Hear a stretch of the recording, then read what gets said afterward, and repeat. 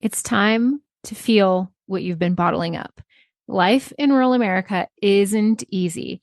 The long hours, the constant pressures, the demands of the land, livestock, and family, it all takes a toll.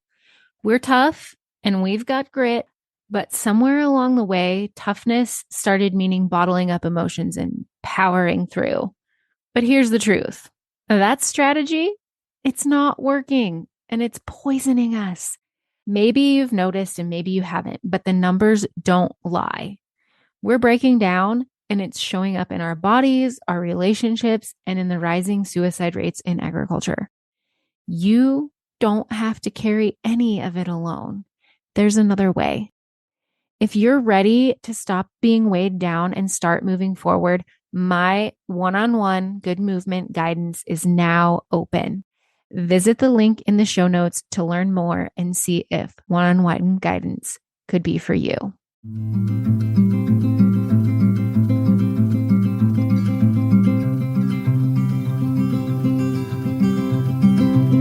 I'll carry you, you carry me, we'll help each other through it. Come on and say good movement draws good movement.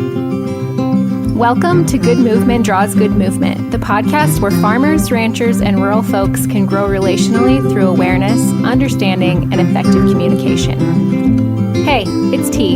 I'm your host, and I, along with my guests, will be covering topics related to drawing good movement. Things like self and social awareness, brain science, positive psychology, extending grace, and so much more.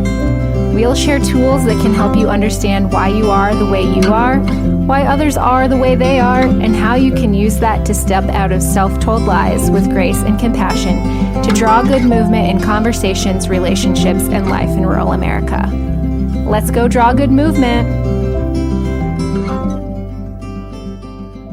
Welcome back to the Good Movement Draws Good Movement podcast. Today's guest is someone who I have followed on social media and admired for a very long time.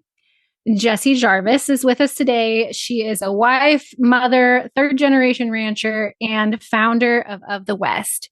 Jessie was born and raised on her family's cattle ranch in Southern Idaho, which at an early age instilled in her the importance of strong work ethic and a deep appreciation of the American West. In addition to her lifelong involvement raising cattle, Jessie has had over a decade's worth of experience in print and digital media, both writing for and producing various agriculture and Western fashion publications, as well as freelancing in ag and Western communications.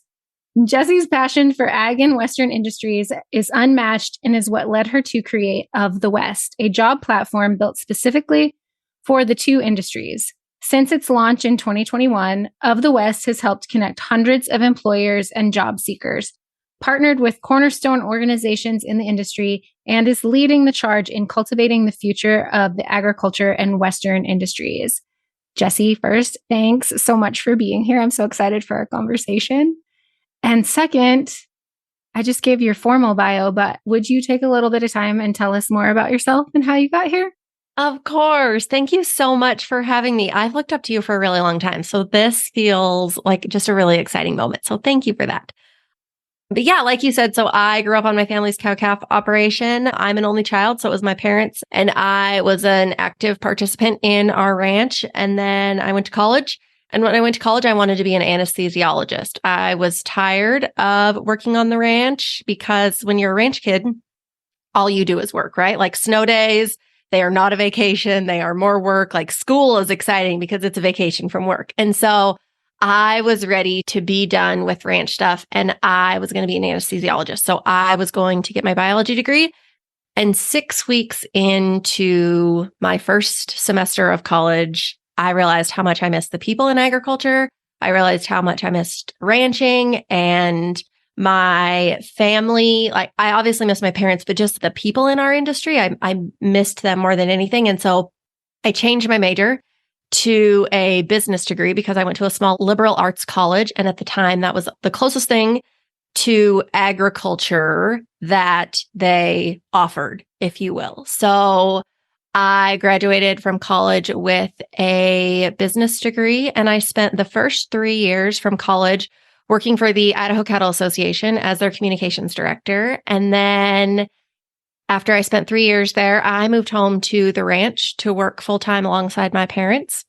And then about a year after that, Justin and I got married, and he and I have been here ever since. Justin works full time on our family operation as well.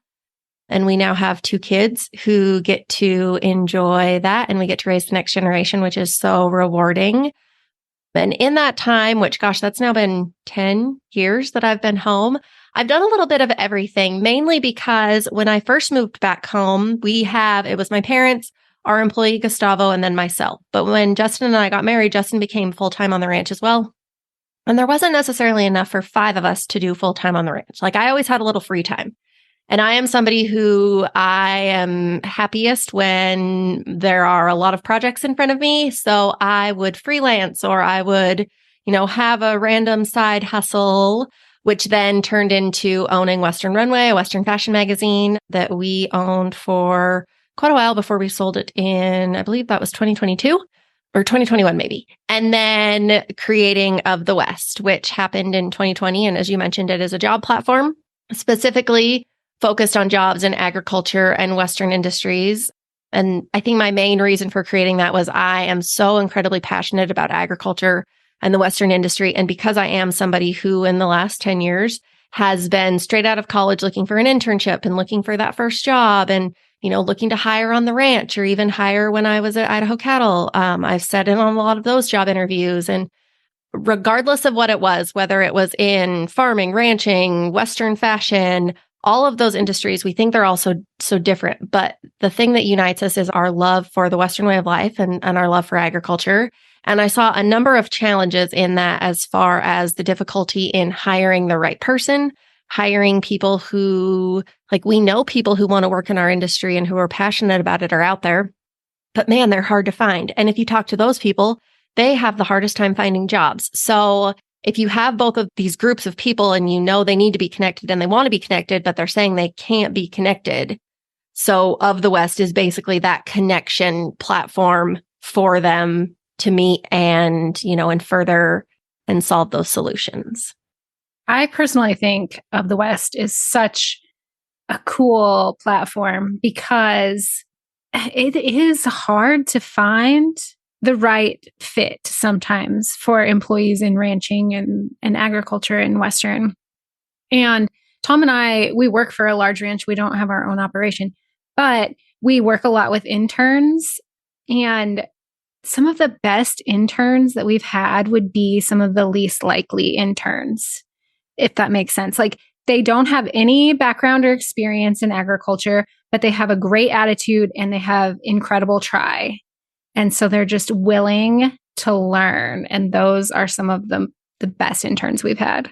Well, and two, I think one of those things for people who are outside of the industry, if you have a passion for agriculture or Western sports or, whatever it may be, but you were born outside of the industry, it can feel really daunting to think, how am I ever going to break into that? Especially when you go to a place like Indeed or Monster, wherever you find jobs, which they're all great sites and I will never fault them. But they say that 98 or 2% of us feed the population. So we feed 98% plus ourselves. When you go to a mainstream job site, it feels like 2% of the jobs on that site are actually jobs in our industry that you would enjoy working for or at. So why are you going to a site where 98% of the stuff is not something that you are geared to or are interested in? And like I said earlier about those people who are born outside of the industry, if you don't have the network to get into those types of positions, then it feels like it's even more difficult. So by creating a place where people who are looking for that can come and they know that that's what they're going to find, it just really helps make that process a lot easier and, much more simple. Yes, it's an incredible site. Okay, I'm getting ahead of myself. I'm going to ask this question that I ask all my guests first, and then we'll get more into that. But because effective low-stress communication isn't always what comes to mind for people when they hear the phrase good movement, I do ask all my guests, what first came to mind for you when you heard the phrase good movement before you learned about it from me or Stockmanship? Yeah. So I think of good movement as in like moving your body, like what is good for you and like the root and center of who you are. Like that's what that brings to me, like good synergy within yourself. Yes. So I don't know if you've heard the story about why I asked this question, but one of my friends thought that I was referring to bowel movements. And it really like doesn't matter if you're talking about your bowels, bovines, people, moving your body, whatever. It's the principle applies because you can't force it and have it be good movement. No, and good movement brings good movement. There's no doubt about that. Yeah. Like what is like positive brings positive. You have to be what you want in the world. That's just how the world works. Yes. So now I've got a real hard hitting question here. No, not really, but it's an important question. I think you have a really unique view in the ag and Western space because you work closely with your family on the ranch and you also work with employers and employees of the West. So having that unique perspective, what do you see as some of the biggest communication challenges we face when it comes to working together, either as family, coworkers, employees, employers, etc.? Oh, there are lots. And I think that the first one that I don't know that this is specifically applies only to agriculture, but I think in general, America as a society has gone away from this idea that you can like agree to disagree or still respect people who maybe don't have the same opinions or viewpoints that you do. Like everything turns into an argument. And because of that, I think social media has unfortunately played a role in that because it's really easy for everybody to share their opinion. And when you're behind a screen or behind a keyboard, it's a lot easier to type the mean thing versus you would never actually say that out loud to somebody in person. But I think because of that, we almost hesitate to really candidly like share things because we're one, afraid of what people are going to say as far as like, and I'm thinking now in more of like a family business situation. Like if you're having a problem with somebody, maybe you don't want to talk about it or address it because not that you're necessarily worried about your family, but more so about like what the reaction will be. And then instead of being able to just talk about it like adults, then it's going to be turned into this big like upheaval, if you will. And I think the same applies to employees and employers. I think oftentimes because we've lost this ability to truly have like a conversation and be willing to compromise. That's another thing that I think has kind of gone out the window, unfortunately, in society. And, you know, I've always heard the saying that in compromise, everybody loses, which I understand how you can get to that because nobody gets their way. But at the end of the day, I don't necessarily think it's about getting your way. I think it's about solving the problem. And I think solutions come from compromise. But we have this problem of we don't want to have conversations. We are unwilling to compromise. We see it as our way only. And I think all in all, that makes for really difficult opportunities, whether it is in the workforce, like with your employee-employer relationships or in family businesses and working with your family, or even in businesses like ours where we have family members and we have employees who are outside of the family. Like it just makes it difficult in general, which I don't necessarily know that I answered your question. I just added a lot to it. No, I think that is exactly right. I have gotten a comment on the internet about kindness and how if you're being kind, you're conceding. And I think that's a more common thing than I even realized. But somewhere along the way, we have misunderstood kindness. You know, if you're being kind, then you're conceding. Or if you're being kind, you're. No, I totally know what you mean. The other thing I think too is people have a difficult time with honesty. People think if you're going to be honest, then that means you're being mean. You can be honest with somebody and present it in a very kind, like understanding, no meanness insinuated way. But that same thing of, I think that when it comes to like, to honesty and kindness and conversation, man, how did we get to where we are? Yes, that's what I lost, is that if you're being honest, you're not kind. And if you're being kind, you're not honest. And that's just not true. Yeah. No, you can absolutely have both. Yes. And honestly, that's part of, what you're saying about social media and people behind the keyboard.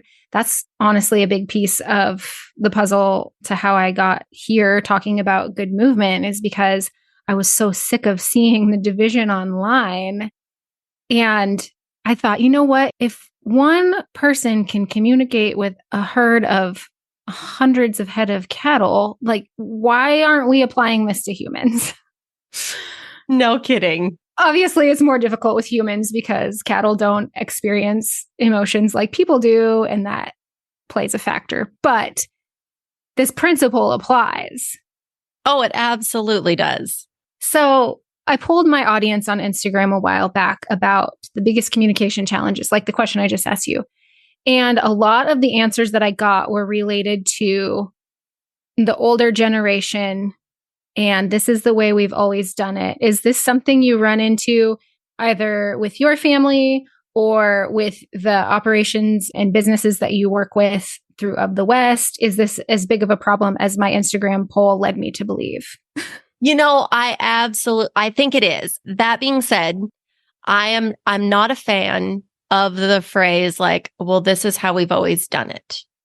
But at the same time, I'm going to play devil's advocate here. Please do. Because I think that that's one of the things that we all say when it comes to agriculture specifically, or Western industries, that's the thing that's holding us back, which I agree. But at the same time, we are also the first to say that, man, farming and ranching is so hard and it's so volatile. And here we are relying on Mother Nature. And there's so much of our industry that's outside of our control. So if you have all of these other risks that you can't necessarily like mitigate, you're going to do the thing that you know that works, right? So I fully understand why we are stuck in our ways. And as much as I would like us to get out of our own way so that we could move forward and not be so, well, this is how we've always done it.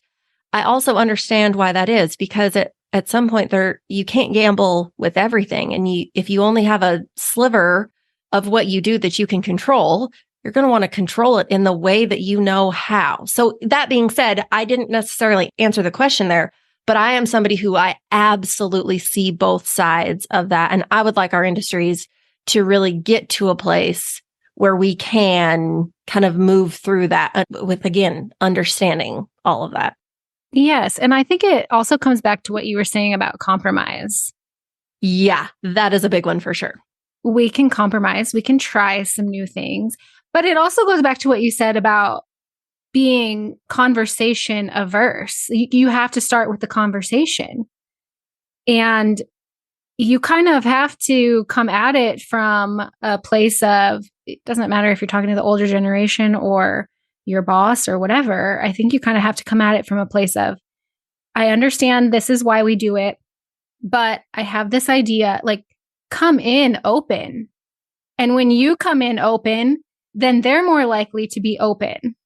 Yes. Oh, for sure. I completely agree. Well, and I think about that too. So with our operation, we work with my parents, or we're for my parents. So they have their own cow herd. And then Justin and I have our own personal cow herd as well. And we're very lucky that we're able to run those kind of together, but separate, if you will. So a lot, like as far as when Justin and I wean our calves, it's the same time when my parents wean, like we all brand at the same time, and everything is kind of done collectively, but it's still done like when we brand, Justin and I brand one day, and then my parents brand the next. So everything is separate, but we all still get to work together. And that definitely aids our operation and makes it work out the way that it does. But Justin and I have the freedom and flexibility to then make decisions with our cow herd that then those are the types of decisions that we would also like my dad to make, but he has his own. And so it's one of those things like if we want to buy a different type of hay, Justin and I have the ability to do that for ourselves and kind of prove like, hey, this does work. We just did this and, and we were successful. Or we might make a decision and think, man, that didn't work out so well. So that is nice that we kind of have that ability. I know that a lot of operations are obviously not that way, but I think that the thing that helps us there is just because with me being the female and like the daughter of it allows things to be kept more separately in a business. Whereas like if Justin and my dad were father and son, then we would do things collectively together. So I think that that's the thing that kind of helps us there, but it's tough. Like I see both sides of it. The other thing too, and I mentioned this earlier, is you have to be what you want in the world. Like if you want it, you have to give it. So for everybody who is listening and thinks, man, I am so tired of hearing the, like, this is why we do it. Put yourself in the shoes of the generation that you're frustrated with. When you are their age, are you going to say the same thing, or are you going to make the same complaints because you have been doing things for a certain way? Like if you want to change, you then have to be the change. So when you are their age or in their phase of life, you have to be what you wanted when you were at your age where you are right now. And I think that that's one of those things that we see so clearly now. But when we get there, I think that things are not necessarily going to change. So 50 years from now, for all of those who are listening and you're complaining about the first generation of your family business that's stressing you out, like you have got to be the change and not be that way when you're their age. Yes, that's so good. And I think what you're talking about, how you and Justin have the opportunity to run things separate, it speaks to modeling for other people what you want to see from other people. Because I'm very convinced that we can't tell anyone anything unless they're open-minded about it. But you can show people, and they're more likely to learn from you if they watch you doing whatever it is that you would like them to do. And so even if this applies even if you don't have the opportunity like you guys do, but you just want to model how you want to be communicated with, or how you would like, your desk organized. I don't know. That's a totally random one, but no, I completely agree. Like if you're frustrated because when you guys come to have a crucial conversation and yelling is involved and you don't like yelling, make sure that you're not the one yelling. Like come into it with a very open and understanding way. If that's what you want, like you have to be what you want to see. Yes. And I think on that too, ask the older generation, or even if it's not, we're using the older generation as an example, but even if it's just your boss or whoever it is, or coworker, and they're saying this is the way we've always done it, ask them why. Like not from a place of being condescending, but a place of curiosity. Yeah. And genuine understanding. Yeah. I think that goes a long ways, because oftentimes we only see part of what's in front of us and we don't necessarily understand, the problem or the project as a whole.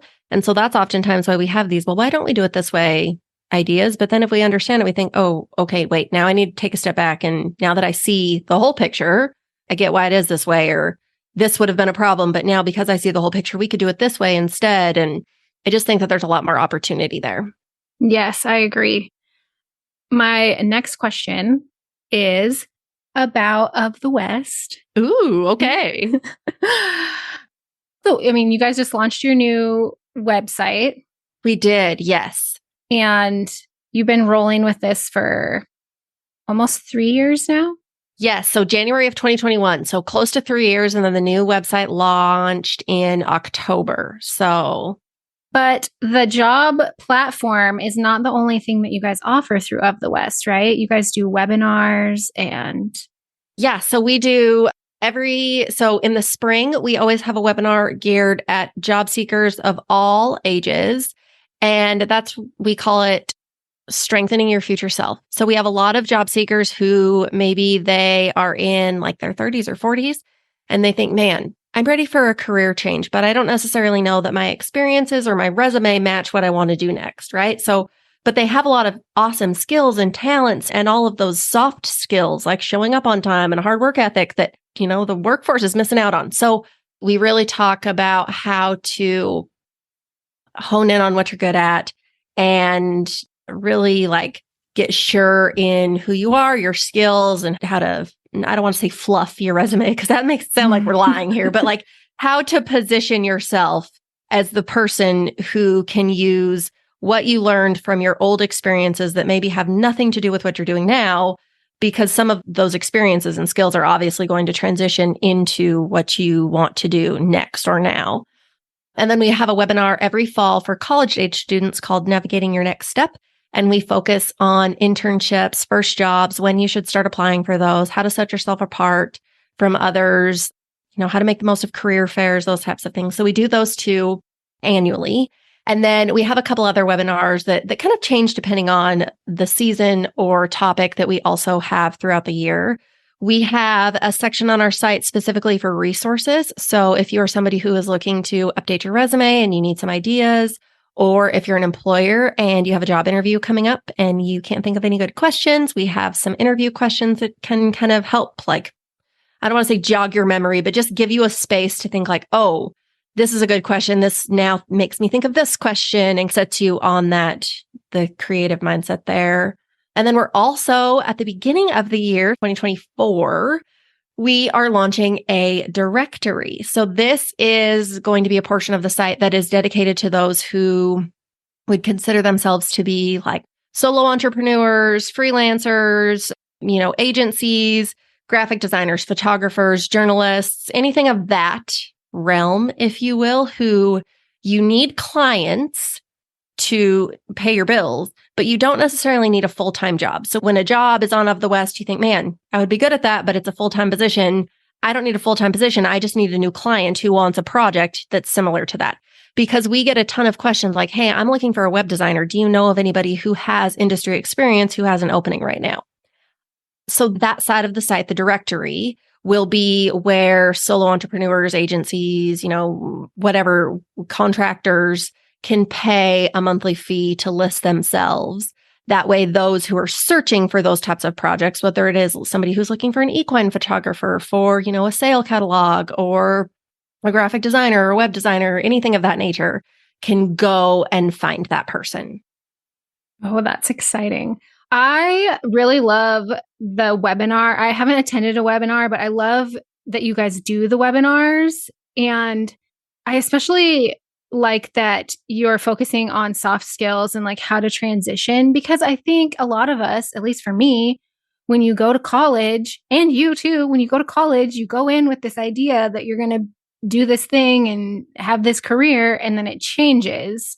And I personally think that having those soft skills and a good work ethic and the ability to communicate is far more important, because you can learn the rest, right? Oh, absolutely. And in reality, too, that's when it comes to our industries, like that's why we want to employ people who grew up in ag and grew up in Western sports, because they had chores growing up and they understand responsibility and they understand showing up every single day and being consistent, and they get hard work and they get timeliness and all of those things that the rest of America in the workforce is complaining about. And so that's one of those things that really makes our industry unique. And I think that that's why we are as strong as we are, but it really helps to be able to find those types of people. But yeah, soft skills, they are absolutely crucial, because you can teach yourself anything. That's why college exists, right? To learn. And I am a big proponent of college and trade schools and certifications, and, any way that you can continue to get education, I am all for it. But I will also say that once you get your degree or your certification or your trade, you can't quit learning then. You have to be a continued lifelong learner. Even now, every year I make it a goal to be part of a mastermind or some kind of boot camp or something that I am investing in myself to continue to learn, whether it's focused specifically on like the workforce and hiring and jobs, so that I can grow Of the West to be a stronger platform just based on, the trends that are happening on that side of the industry, or if it's something for myself so that I can then, continue to be a better and stronger leader. Like, you have to continue to be somebody who is constantly learning and educating yourself. And so college is a great, or a trade or a certification, whatever it may be. I think that that is a great foundation, because it really like starts that love of learning. Same. I also every year invest in myself in some way to further my education. And it doesn't even necessarily have to be an investment. I mean, that's something that I choose to do, like a bigger ticket item. But you can also just invest in yourself with some time set aside to read a book or explore and research an area you're interested in that then helps you be a better version of yourself. Oh, absolutely. And honestly, like you're listening to a podcast right now. Podcasts are the perfect way of doing that. And they are a free investment for the most part. I mean, I know some have subscriptions, but I tell you what, there is a lot of free information out there in the world of podcasts that is coming through your speakers or your headphones every single week that you can tap into to continue to learn. I think it's important to set aside time for it. I want to make that clear. But you don't necessarily have to set aside special time for it. Like you can listen to something on the way back from taking your kids to school, and like that can be your me time, or, you can make it a part of your everyday routine so that you don't have to think, well, man, I am already tapped from 6 to 8 at night. Like, where am I going to fit this in? Like, you can fit it in easily enough in your day and what you're already doing.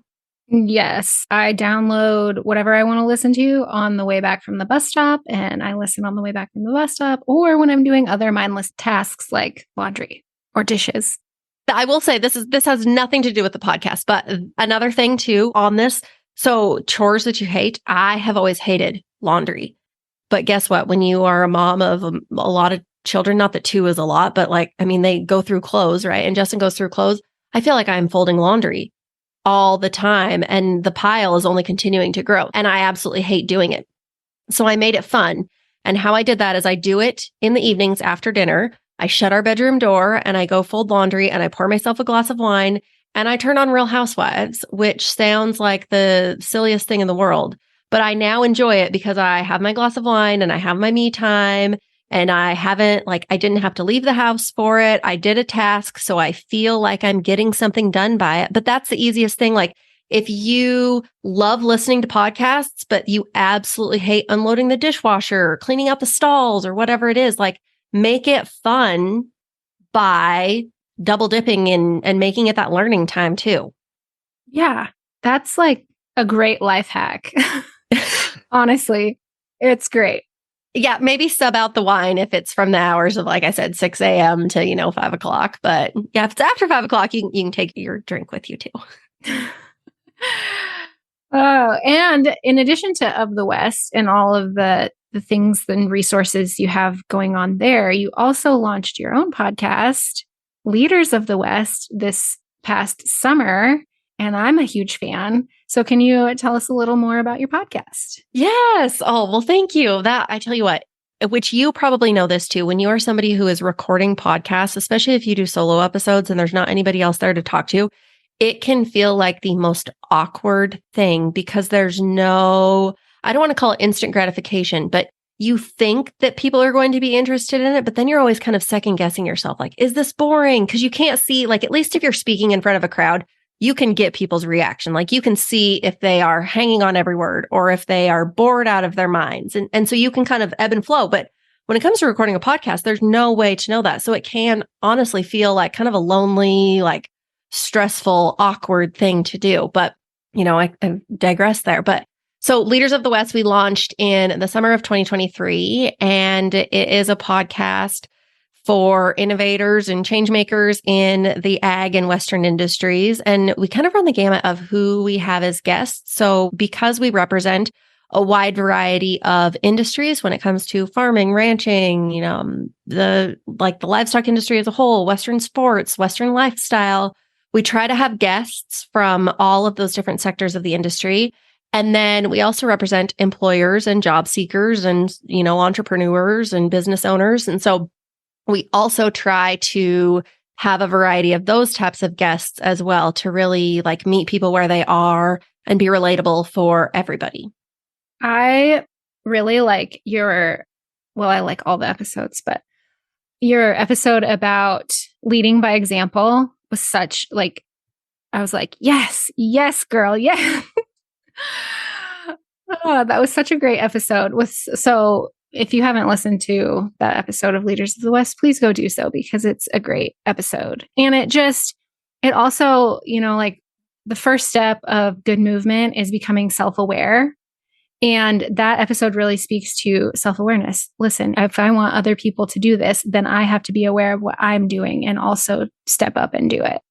And I think you also talked about it in one of your Q&A episodes too about it. I think the question was something about how do I get my spouse to be supportive? Oh, yes. Yeah. And it was. And honestly, like the first step is make sure you're a supportive spouse. And if you are, then your spouse should hopefully see what you're doing. And then they want to be supportive too, which Justin is the most supportive person. And so again, like positivity brings positivity. He's super supportive of me. It's easy to be supportive of him. And because I'm supportive of him, he wants to be more supportive of me. And, that momentum only goes up. But I guess, it's funny that you bring that specific solo episode up because that's kind of what we talked about at the beginning of this. Like self-awareness is huge. And really, like, what is that Mother Teresa quote about if you want to change the world, go home and love your family? Like you have to be the change you wish to see. You have to practice the golden rule and treating others how you want to be treated. And I don't want to get on a soapbox by any means, because I feel like I've probably done enough of that in this, but like, going back to the idea that I just really see that America and our society as a whole has lost the ability to, to compromise and agree to disagree. And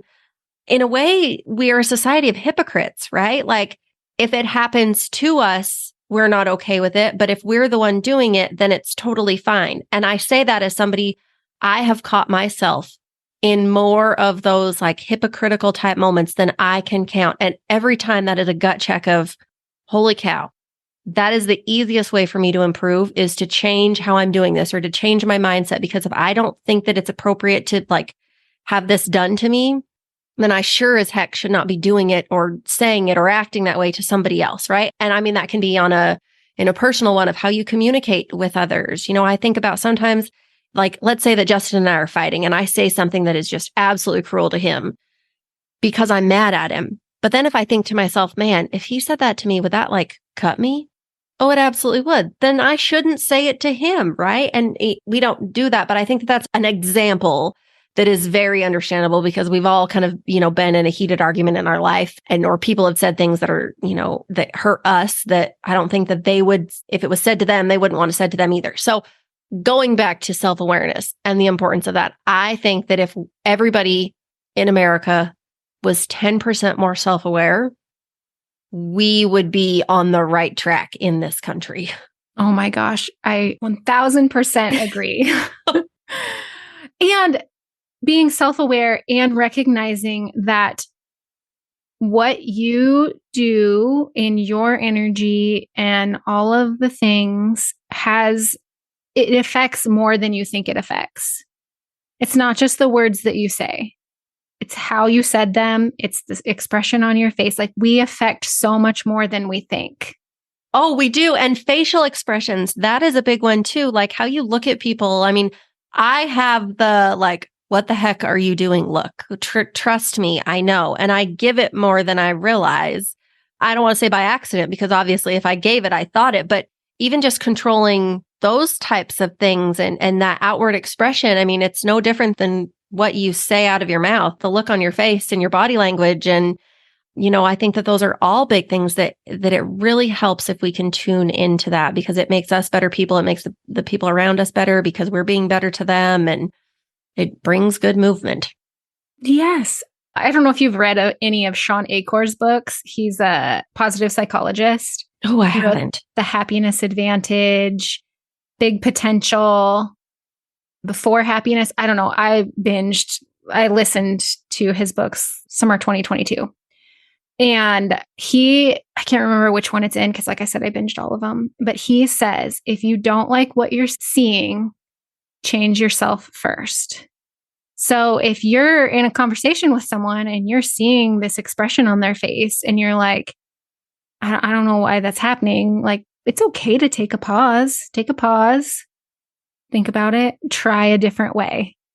Yes. Well, and that's the other thing too, that you bring up is like, what is this saying? I feel like I've butchered all the sayings that I've given. So you guys don't judge me for that. But like, you can't do the same thing time after time and expect a different result. Like if you want a different result, go at your problem or, whatever you're trying to accomplish in a different way. And honestly, I think that because at the end of the day, what that does is it brings a different perspective. Like we've all been looking for something in the pantry or the fridge and we can't see it, but you go, walk away and you come back and, oh, look, it was right there in front of me. Like all it takes is that different perspective. And that really, really changes the game. Yes. You have to pause Yeah, you to have to think take a about pause. that.